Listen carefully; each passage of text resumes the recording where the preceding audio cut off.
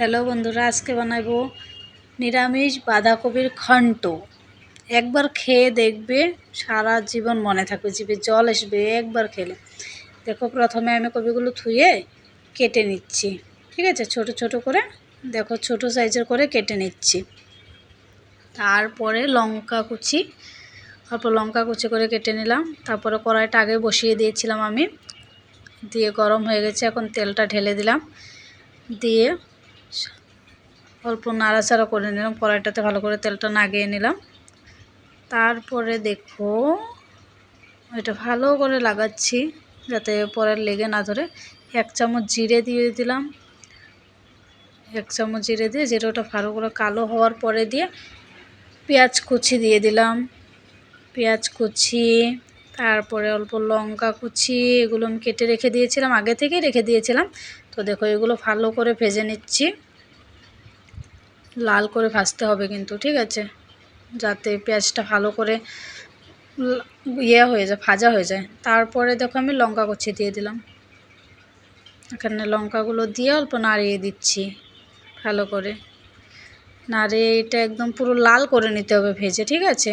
দেখো, আমি কিন্তু ভেজে লাল করে নিলাম। তারপরে এখানে আমি জিরা পাউডার, 1 চামচ ধনিয়া পাউডার, তারপরে অল্প মির্চি, ঠিক আছে, মানে লঙ্কার গুঁড়ো, তারপরে দিয়ে এখানে কপিগুলো আমি মশলাটা কিন্তু আগে ভালো করে আমি কষিয়ে নিয়েছি। নিয়ে কপিগুলো ঢেলে দিচ্ছি। দেখো, কপিগুলো ঢেলে দিয়ে ভালো করে অল্প নাড়াচাড়া করে নেব। অল্প ভালো করে নাড়াচাড়া যাতে মশলাটা মিশে যায় কপিটাতে। দেখো, সুন্দর করে কিন্তু মিশে গেছে মশলাটা, ঠিক আছে। দেখো, তারপরে কিন্তু সামান্যটুকু জল দিয়েছি আমি। জল দিয়ে এটা নুন দিতে ভুলে গেছিলাম, নুনটাও পরে দিচ্ছি, ঠিক আছে। দেখো, নুন দিয়ে দিলাম।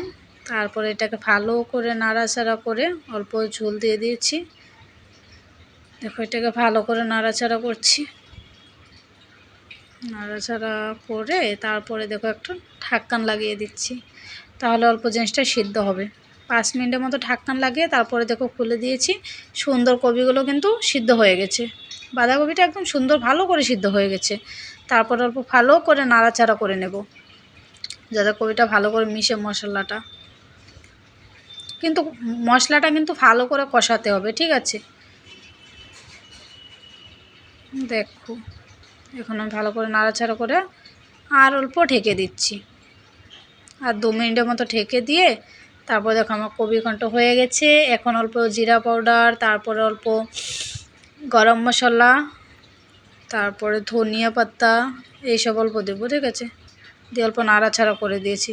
সবার শেষে দেখো, ছিল না, অল্প টোকাই ছিল, তো সবার শেষে আমি কি দিচ্ছি দেখো।